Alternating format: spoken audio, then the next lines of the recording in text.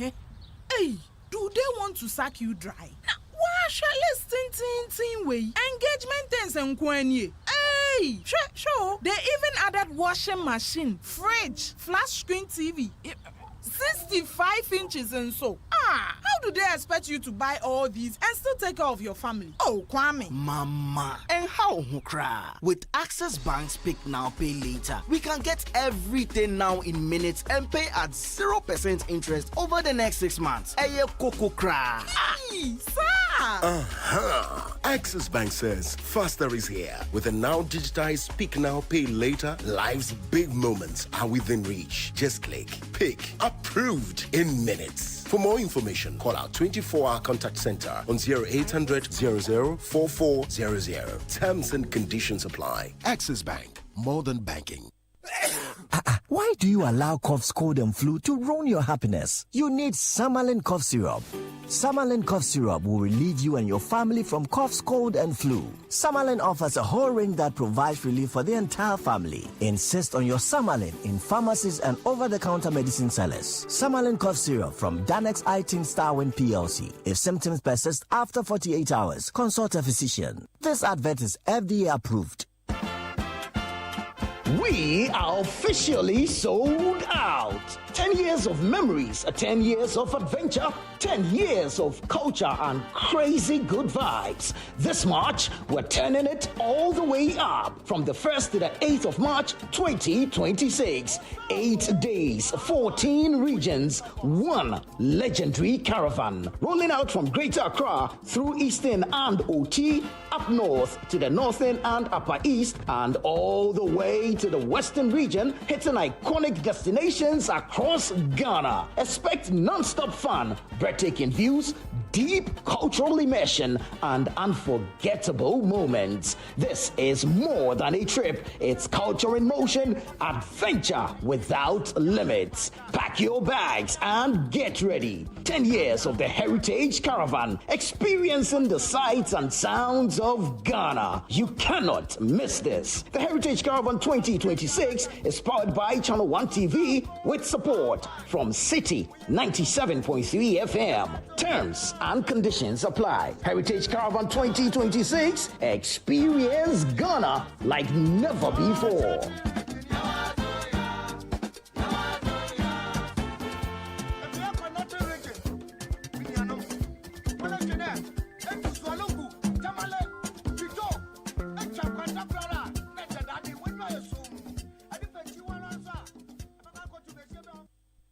The city is alive on 97.3.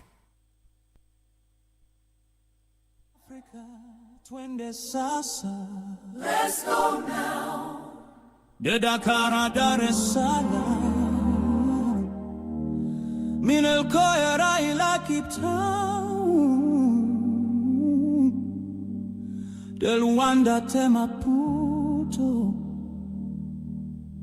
We rise as one.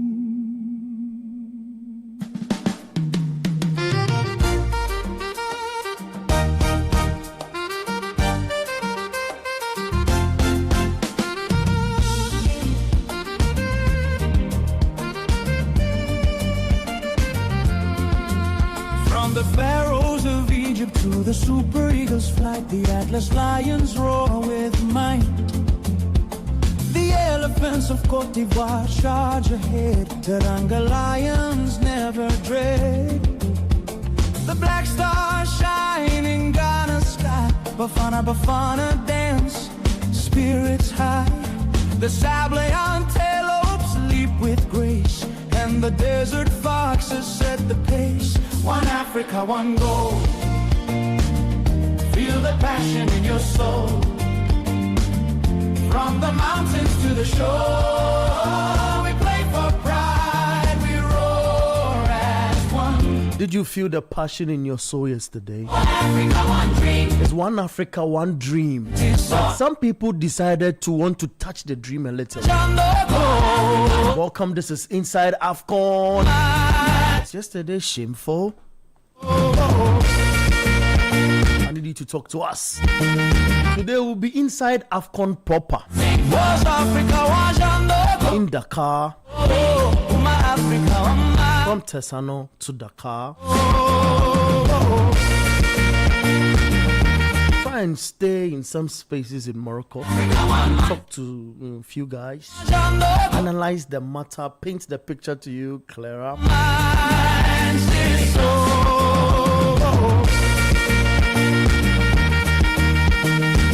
This is Inside AFCON, and you are welcome. I am Bernard Abekwotri. The indomitable lions never fall. I'm not here alone. I'm with my brothers Gabi Ofe and Yao Ej Minta. Guys, welcome. Thank you. I wish it's 3 o'clock exactly on the dot because there's a lot to talk about. Guys, let's start from incident. We'll talk about. We know South Africa, Senegal are the champions. We'll get to talk about Senegal, but let's start from the top. What transpired yesterday? Now, for yesterday we were here, so we spoke a lot about what had happened. With incident in penalty box of both teams, and then agreeing to the officiating official's decision, and it led to what? I want to start with you, Gabi. Can you? And I don't want you to paint the full picture. I want you to also paint a part of the. Today the episode is like it's like a series. We are trying to build it in episode 1, episode 2, and the likes. So if you are on and listening, we want you to call a friend to also stay on 0539 986 996, and you leave your comment as well on our WhatsApp console. Please do not call, okay? Just enjoy it and leave your messages as part of your discussions on the show. Gabi, what transpired yesterday? What transpired was the AFCON final, but it was marred by a chaotic walk-off, a missed Panenka, and a spectacular winner. I like how you put it. Yeah. So now you break it down a little. Yeah. So like I said, the chaotic walk-off, I didn't see that coming. But I think anybody who paid particular attention to the complaints of the Senegal national team. So let's start it this way. There was a ball in Morocco's penalty area. There was a push. It led into a goal. Yeah. The referee disallowed it. So I was just about coming to that. Fantastic. So I'm saying that let's get there. Because the Senegalese actually started complaining on before the game. They put out a statement before the final. Yeah, before the final, they put out a statement highlighting a number of factors, number of issues they were not happy with. One had to do with security, lack of security on the part of Morocco, not to have given them that. Number of tickets, they complain about that. And then I think that whole statement or that whole episode they put in a statement actually happened on the pitch. So then Senegal scored, right, which everybody thought that it was a legit goal, which is a legit goal. The referee decided to not give that goal to Senegal. And then I think 6 or 4 minutes later, the Moroccans also equalized. Sorry, they got an incident in the box with Malik Diop having his hands around Brahim Diaz. The top goal scorer. Yeah, top goal scorer. And then the Senegalese referee, the Congolese referee, Jean-Jacques Indala Ngambo, deciding to... He's famous now. Yeah, to award Morocco a penalty. And then, of course, you'd understand that was expected. So Papi Thiaw and his tech team and then the players got very, very angry with that decision. And a number of players, what would happen on the pitch? You have the captain and some players approaching the referee to draw his attention that, look, there was an initial incident that you did not take. And then you've gone out ahead to take a penalty for Morocco. In fact, that was very surprising because I was telling my colleague that the entire game, we did not see Jean-Jacques going to the VAR. But that incident on the part of Morocco, he actually made everybody know that the VAR was still active. He went there, watched the VAR, and then took a penalty for Morocco, which is a penalty, was a legit penalty. But I thought that because that initial goal on the part of Senegal was chalked off, in the referee's mind, I don't know what he was trying to do. All right, and then that penalty was given to Morocco. Then the head coach of Senegal calls his players and tells them that they should get off the pitch. Thiaw. Yeah, Papi Thiaw. And I think about 10 of the players left, with the exception of Sadio Mané, who is the captain. Stayed on the pitch for quite some time. And Gay as well. I think later Papi, Idrissa Gana Gay came to join. No, Gay was initially in the dressing room, but Gay came back and came to join Sadio Mané. And these are like the experienced lads in the team when it comes to experience. So if you watch the game again, you realize that Sadio Mané kept on talking to Claude Leroy. And then former Senegalese player in Alhaji Diouf, who was in the stands. I don't know what they told Sadio Mané, but when I watched that interview again, he made that conversation between himself and Leroy known. That Leroy actually, he asked Leroy that if he Leroy was in Mané's shoes, what would he have done? And then Leroy said he would have gone on to call his players to come back onto the pitch and continue the game, which was the smartest decision and a good advice from him. He knows African football. I'm talking about Leroy. All right, and so then you find the players. Black Stars. Yes, you find the players coming back to the pitch. Now I don't condone that decision by Papi Thiaw to call off his players and go back into the dressing room. I understand the situation, but you don't take matters into your hands. Leave that to CAF. But if you want to look at it in another conversation, I think that whole episode actually affected Morocco in a way. In fact, it affected Brahim Diaz. Okay. All right. It took you psychological toll. A good decision by Walid to allow him go kick that. No, when you watch the game again, the ball was with Nesiri. Yeah. I think maybe he was the one going to take the penalty because Nesiri actually took the last penalty for Morocco when they played in the semis. Yeah. Right? Yeah. So I thought that it was Nesiri who was going to take it. But you realize that Nesiri actually handed the ball to Brahim Diaz, which you'd understand because Brahim Diaz is a top scorer. Has been in a fine form, for Morocco and at the AFCON 5 goals. So he gets 6 goals. Yeah. And it's a record. So he gives the ball to him. Then Brahim Diaz goes on and he goes to do a different thing in trying to Panenka. I don't know why he did that though. Do you agree to what the coach did, Senegalese coach? With calling the players off? No, I don't. I don't. That's what I'm saying. I'm not subscribing. He explains and says, in the span of the moment, I think, in the span of the moment. Yeah, you see, in the heat of the moment, you'd make a decision. The first thing that will come into your mind is what you will do. But when you take your time and look at that decision you've made again, you realize that you could have actually taken other options. Because if the players did not show up onto the pitch again, I think that they would incur the wrath of CAF. There would be a huge fine or a huge ban. Already CAF is responding, issuing some 1 or 2 fines and bans to the tech team. Great. So I wouldn't condone what Papi Thiaw did. Fantastic. I'll come to you, but there's an update because you mentioned the CAF's disciplinary committee. The Senegalese Football Federation will receive a warning and a fine up to $300,000 US, and anyone who encouraged the temporary withdrawal of players will face a suspension of at least 2 matches. The technical team involved will be suspended for no less than 4 matches and fined at least $10,000 US. And this is, I feel, is a sign of CAF taking control and sending a message across. Is that a situation? Are you in the same thinking bracket with me, that this is a statement, a clear statement of, if you want, from CAF to say that look, there should be sanity in African football, and this is the time to use this example to paint that picture? Oh yes, I think there are rules, and rules govern the game, and rules govern the competition and all. And to use a line from the very popular John Wick movie, if it's not take our rules and we'll be with the animals. And so rules are there to ensure that yes, we indeed are humans and we act accordingly as humans.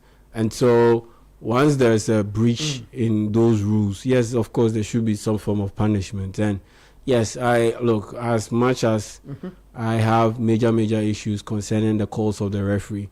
There was no need for the Senegalese fans to try to invade the pitch, cause all that pandemonium that they caused. There was no need for them to do so. Yes, you can register your frustration, you can register your fury, but to do what they did, some even got arrested, some fought, got into physical confrontations with the security or the stadium wardens, the stadium staff, stewards and all. Yeah, that for me was a bit too much.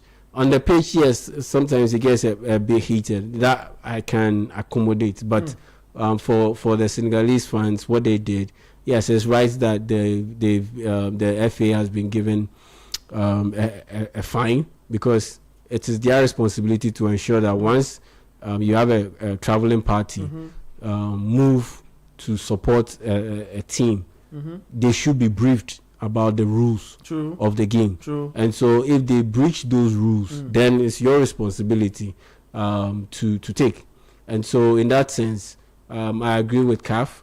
And it's a good thing that Senegal decided not to go through with the boycott and rather emerged from the dressing room, came back and completed the game. Look, because it would have set a bad precedence if they had carried through with that threat to boycott the game.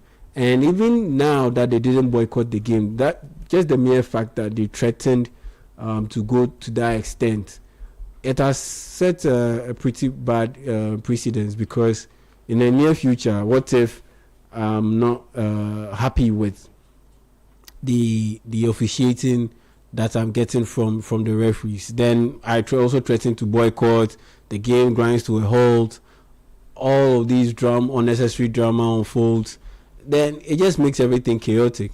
And so CAF would have to be quite harsh with their punishment. As much as I am okay with what Senegal did, because in the face of blatant, terrible, one-sided calls, something had to be done.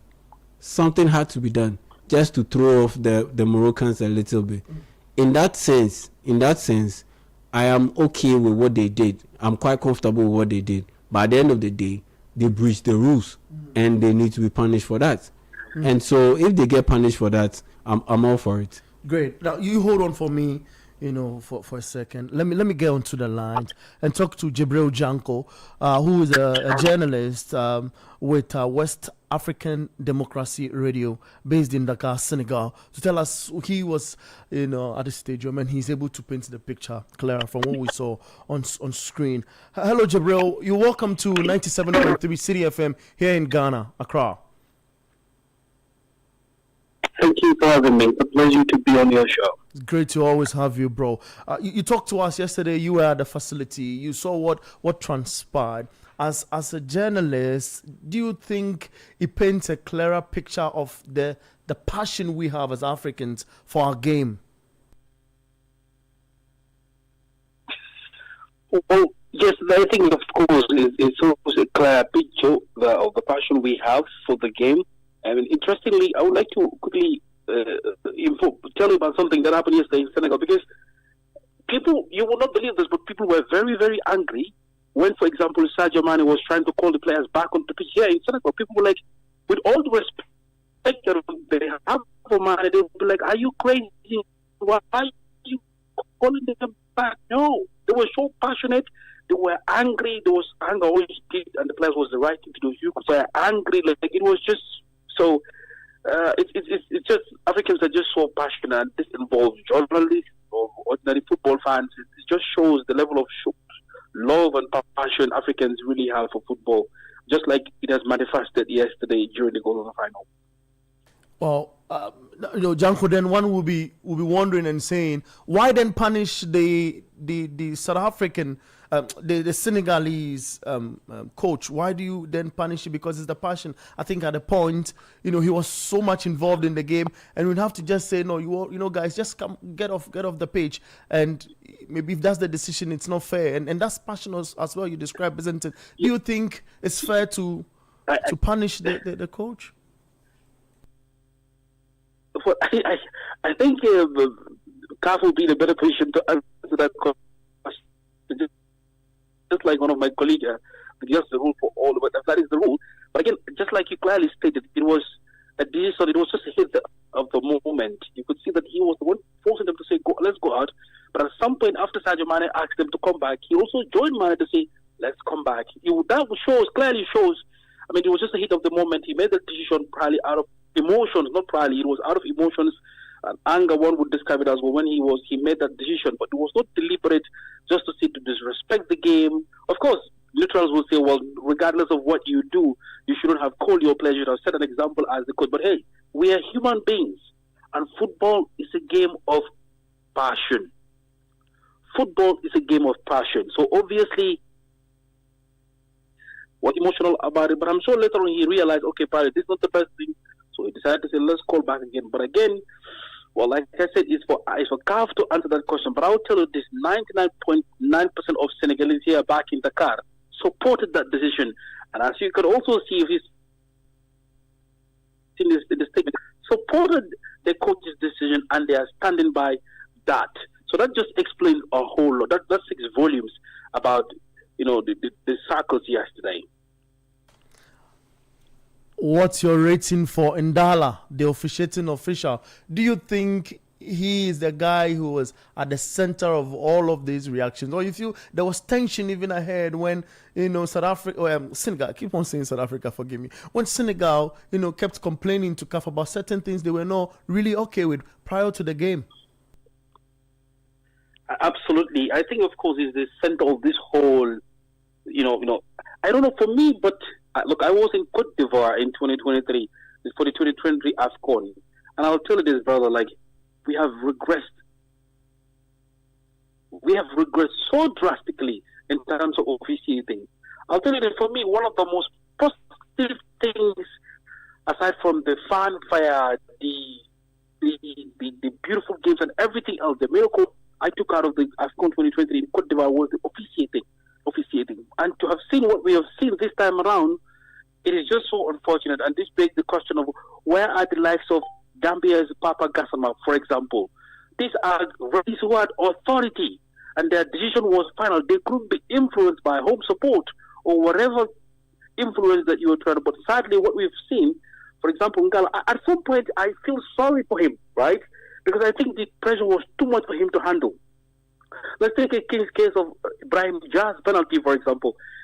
Initially, he whistled for he gave up a corner kick, but Ibrahim Jazz was on his neck, so much so that he was compelled to pause, and then the next thing you know, VR got involved, and then human, right? He made some mistake, and then I think the moment he decided not to give Senegal goal, and then decided to give, I think he lost control of the game.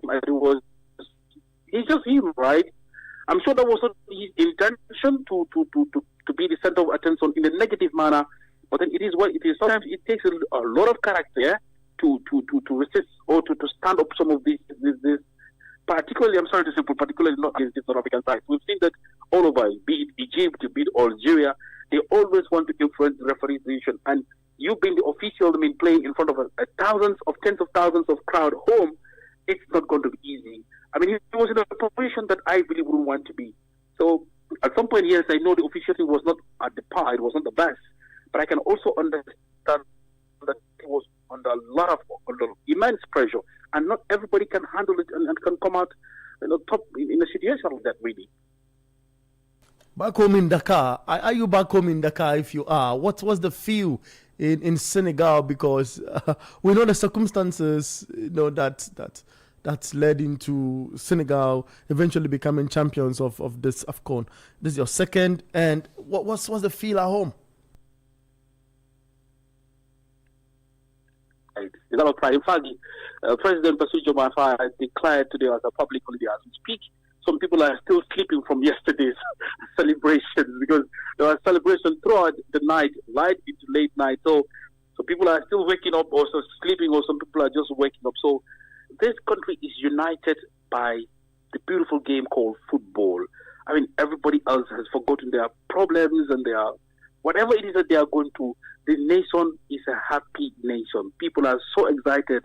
And I'll tell you what, some people are already calling for Sadio Mané's statue to be positioned, to be built somewhere, to be constructed somewhere in the midst of Dakar, because this guy, people have started crying because they already announced his retirement, that this is first last AFCON brother, and it is obvious that after the World Cup, everybody is, it's an open secret that he's going to hang his boots, and that is something now people are imagining a Senegal without Sadio Mané. This man is a living, like he is. Of course, Senegal has produced some amazing footballers, Alhaji Hussein Diouf, Khalilou Fadiga, you name them, but Sadio Mané is in a league of his own. This guy is, for Senegalese, he is just, they cannot just imagine life without him. So here people are happy, there's so much pride in the country, from the presidency down to the ordinary Senegalese. I mean, everybody is just so happy. And then people are really looking forward to receiving them. They are looking forward to welcoming these heroes back from here in Dakar. Oh, Jabril, I'm here in the studios with my brothers, Yao Jaminta and Gabi Ofe. And Gabi has a question for you. Hi, Jabril. Just quick thoughts on this, right? So there's one of the reports says that the Football Federation are happy with Papi Thiaw getting his players off the pitch. US Senegalese and closer to the Football Federation. Does this speak about the unity and the bond we see from the Football Federation and the players and the technical team? Absolutely, no doubt about that. They speak in unison. I think that's one of Senegal's strengths. Decisions are taken as a team. If at the first the consequences, they'll face the consequences as a team, and whatever that has to happen, if they have to win, they'll win as a team, right? Because even Sadio Mané yesterday, he said that the team agreed that, they were going to stop, but he thought, okay, for some reason he has his amount of wisdom. He decided to consult one or two players. He decided to consult ex-players. His role model, Alhaji Hussein Diouf, and then Nyang, he also consulted Nyang, and then they told him, you know what, just talk to them, let's go back. And Claude Loa also was there, and then they decided to, whatever decision that Senegalese take, particularly involving football, they stand as a team. And you could see that the Senegalese Federation have issued a statement backing the decision of the coach, because they were also of the view that, there were a lot of, calls that did not go the Senegalese way, and that there have been a lot of repeated, what we say, like actions or scenarios wherein that perceived to be, favoring the host country, Morocco.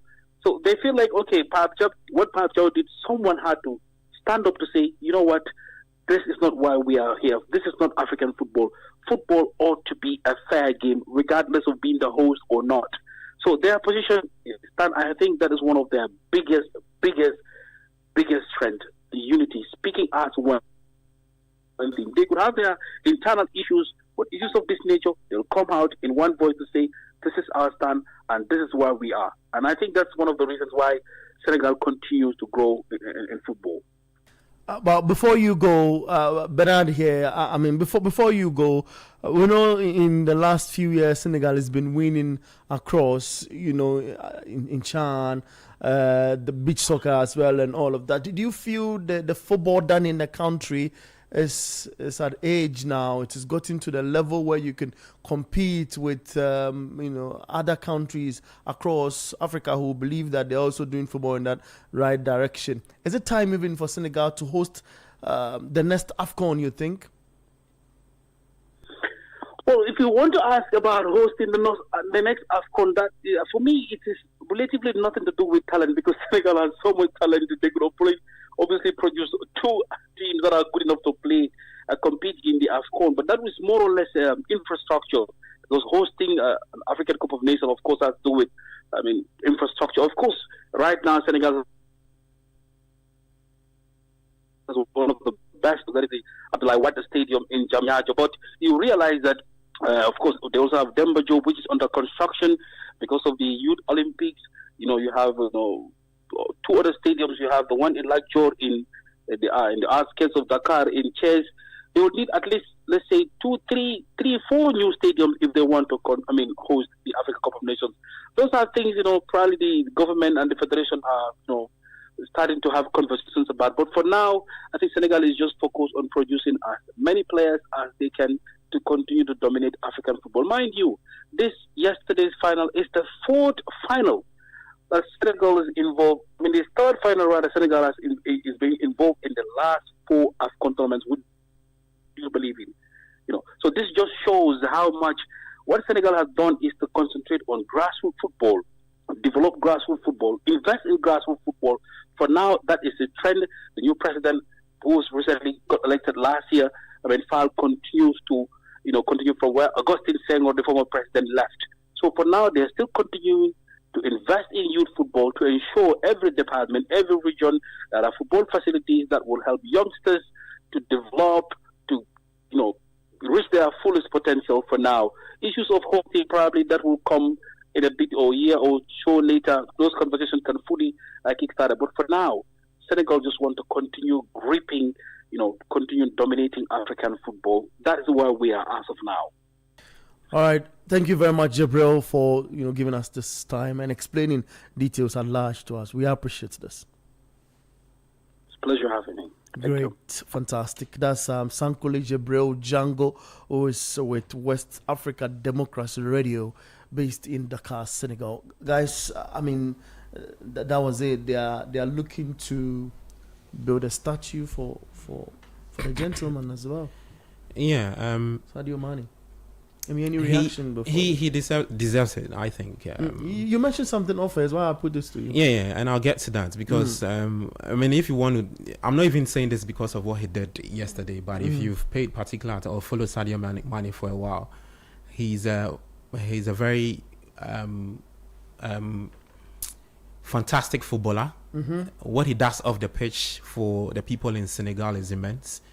A lot of projects, hospitals, schools, and all of that. And he speaks about the individual morals. That's one thing he exhibited yesterday on the pitch to show that leadership skills. I think that based on what he's done for the national team ever since he joined, I think it's not far-fetched that they would even go ahead and give him a statue and even a stadium after him, just to carry on with the legacy he's left for the Football Federation and for Senegal in its own. So 2 AFCON titles to his name in the space of 5 years. He's joining top players who have played at the AFCON, the likes of Drogba. A lot of these top players that have these AFCON titles to themselves. So I agree with that bit that he put out.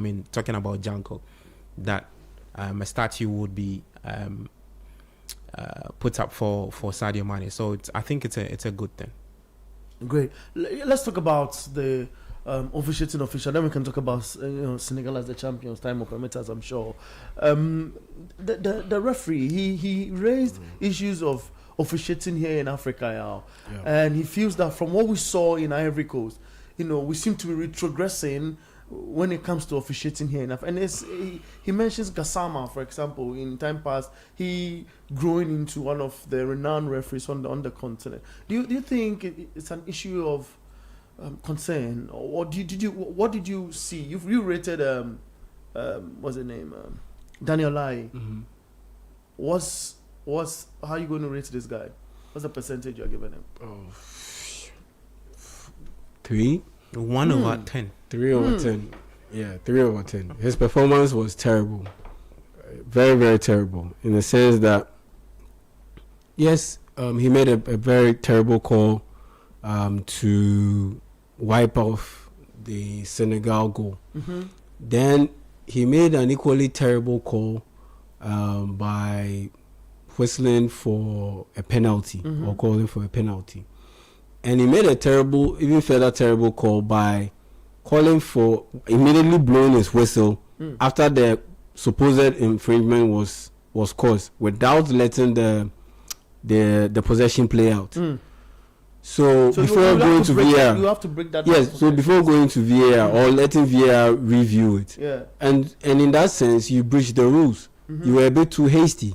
It smacks of someone who wasn't in control of the game, and that's one of the boxes that you need to check when you are grading a referee's performance. And he didn't check that box, and so for me, I look at that I look at the penalty that he called for. Yeah. How can you call that as a penalty, especially at that moment in the game? Was it a penalty? Especially at that moment in the game. If that's a penalty, then every game that we are going to have, we'll have about 6-7 penalties being called. If that is a penalty, it's in the penalty box. Players, so many players, big-bodied athletes, in one congested penalty box, jostling for position, jostling for the chance to be able to jump high to meet an aerial ball. How then do you make that call as a penalty? And you see, that's the thing. You've made the call. Was there contact? The elements or the ingredients for a penalty, they were there. I mean, there was a foul, there was a bit of contact, there was that contact made in the penalty box, and yes, like I said, there was a bit of a tug on Brahim Diaz's shirt, but yes, but you ask yourself, was it enough to warrant a penalty? Was it enough? It wasn't enough, and even if it was enough, in the penalty box at that time, if it's not convincing, if it's not convincing, you don't make that call. For a game of that magnitude, you don't make that call, because that could have defined the game. If Brahim Diaz had converted that penalty, it could have defined the game. You don't make that call unless it is a blatant and clear foul. And in this case, it wasn't a clear foul, because you have people on one side of the device saying it's a penalty, other people on the other side of the device saying it's not a penalty. So it's a clear case of it being not substantial enough to warrant that situation being, or infringement being, called as a penalty in what, almost the 90th minute in the final game of the 2025 AFCON. If you are going to make such a call, it should be crystal clear that yes, indeed, this is definitely hands down 100%, not even 98%. Don't leave any room for error. 100% sure that this is a penalty. And in this case, it wasn't 100%. Far from it. So how then do you call that as a penalty? And if you cancelled out or wiped out that Senegal goal because of that little touch on Hakimi, then how then do you rule that as a penalty just a couple of minutes later? You get my point? How then do you rule that as a penalty a couple of minutes later? And so for me, the officiating, it was poor. It was really, really poor. And I always use this example. 2010 World Cup, the final, Netherlands and Spain. We all saw that kung fu kick that Nigel de Jong delivered to Xabi Alonso. He stabbed him in the chest with his studs. We saw it. That clearly is a red card offense all day. All day it's a red card. But what did Howard Webb do? He pulled out a yellow card. Because at that point in the game, I believe it was extra time. At that point in the game, you are going to deliver a red card to what end? When it was just a couple of minutes to the end of the game and there was a penalty shootout about to take place. How then do you call that? You get it? But he read the room. He realized that the World Cup can be determined by a red card. Once you do that, you have placed yourself at the heart of the story, and not the players and not the game itself. And the referee's job is to manage the game, not be at the center of the game in terms of the controversy, in terms of the discourse, in terms of the narrative. And so in that sense, the Congolese referee, he failed at his job. He absolutely failed at his job. Because there was very little sense of control, very little sense of management. And it got to a point, even him, you look at his demeanor, he didn't look composed. So in that sense, he for me, he failed.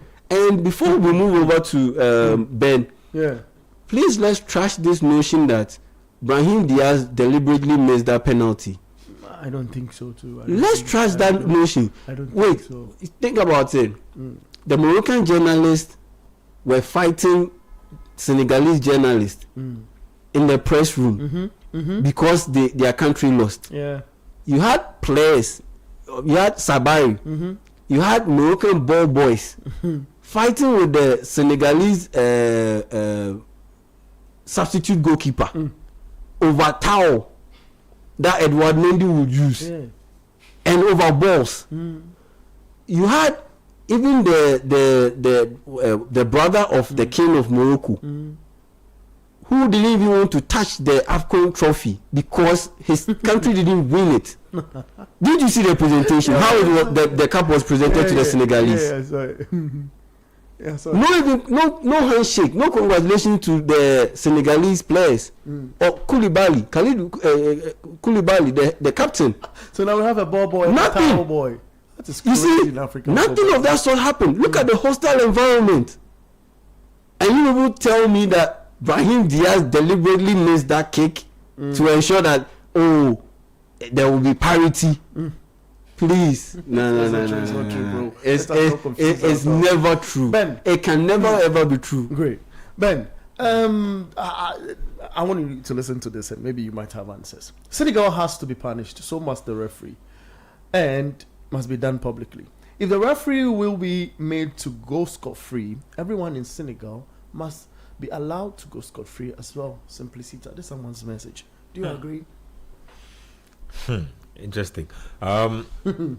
When individuals take actions have consequences, and so referee Indala will have to do some explaining on one, the disallowed goal, that disallowed Senegalese goal, and two, probably the penalty. I don't think that the penalty was actually all the way bad. Like I said, if you look at the incident, there was something in it. Okay. There was something in it, and but it could have been given. Would you have taken it at that time? Oh, I mean, that's another thing altogether. And I'm glad I'm not the one who was at the center of that situation. All I'm saying is, people will have to bear the consequences of their actions. Now, it's not just the referee in Dala thing or the Senegalese players thing. The Senegalese players, honestly though, will have to take responsibility for one, holding up the game for almost 17 minutes and then also threatening to walk down the tunnel. That you don't that think that was a happen. clear statement to paint something to show I'm not even saying that it's wrong. That's not what I'm saying. I'm saying that they did it, and in the context of football and in the rules within football is played, that is definitely wrong, and that is punishable. But I'm also saying that those actions were not just hanging in the air. They were not rooted in nothing. Look, the how do I call it?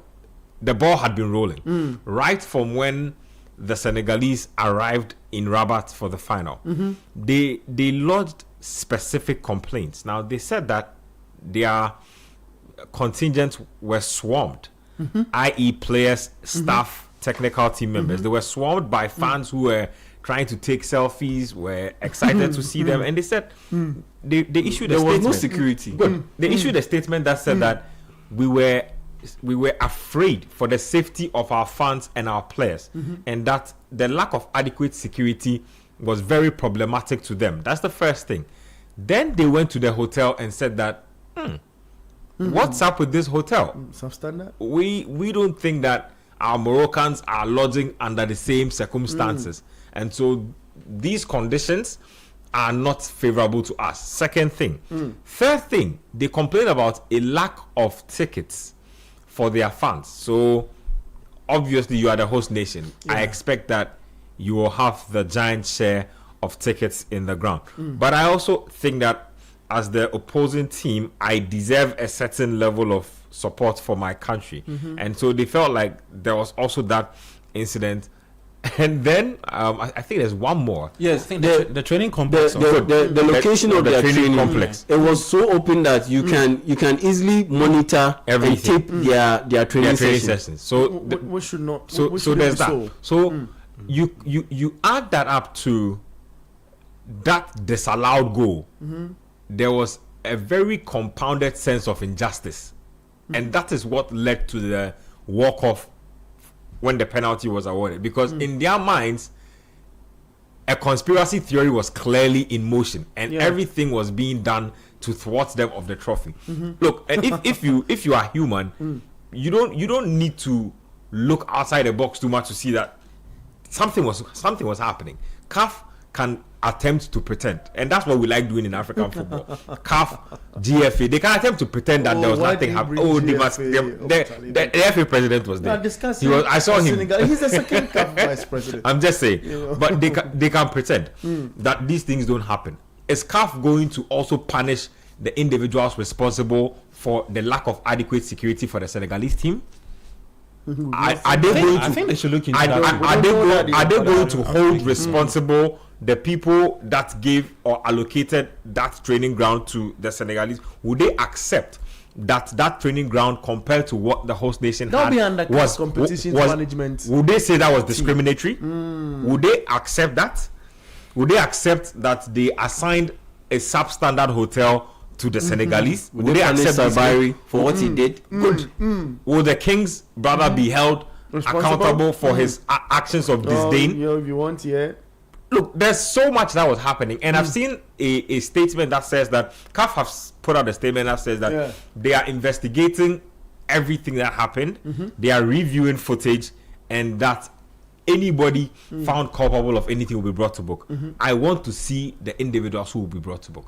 We need to see a breakdown of each person, their role, and where they occupy. No, it's true. I agree with you. They can be very funny with these things. And you see, and again, another reason why Senegal is saying this is because they feel like the CAF landscape politically is more favorable to the north. Do you agree? I 120% agree. Not just the north, it's to Morocco specifically. The north, when you say the north, it means include Algeria. And Algeria have a serious issue with CAF. Because of the way they see CAF treating Morocco. Egypt and Morocco, they are the CAF strong blocks, and there's a lot of bias towards them in a way. So I'm not really surprised by Senegal's reactions. I just think that CAF need to make sure that in their investigations there's no discrimination. Interesting. You have something to disagree? I was just about picking up on Ben's point. He made a point that struck me, and I mean, so we can only work with reports for now, because this one I'm not seeing any connection that has to do with CAF. Like, the statement has to do with the investigation they've started has started with Senegal. Nothing yet on Morocco. What is from Morocco is a statement from Morocco, the Moroccan Football Federation. Rather asking CAF to look into the decision by Papi Thiaw to call his players off.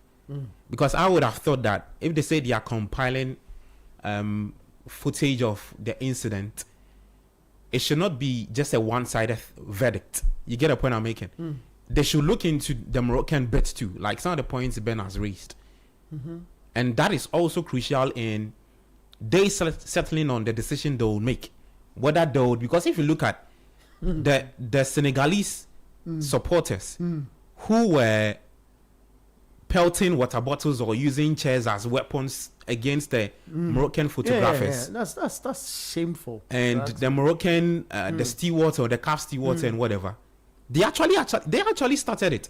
When I take you back to Nigeria, that game they played against Nigeria, I don't know whether that guy, he's part of the Moroccan ball boys also, but from where he's standing, because that section, it's only the accredited journalists, photo journalists. Zone 1. That can actually go there. He's Zone 1 if you're not He's picking Stanley Nwabali's towel and handing it over to the Moroccan supporters. The Moroccan supporters cannot get access to where Stanley Nwabali is. In fact, the advertising hoarding separates you, and there's another space before where the goalkeeper keeps his stuff. So his water bottle and then his towel. How then does the Moroccan supporter get access to all of that? And that's why yesterday when we were on the show and then they say Morocco has been awarded for fair play. I asked myself lots of questions that, are they saying they're turning a blind eye to some of these things that happened. See, we can take you back to the game against Cameroon. The Brian Mbeumo incident. It's a clear penalty.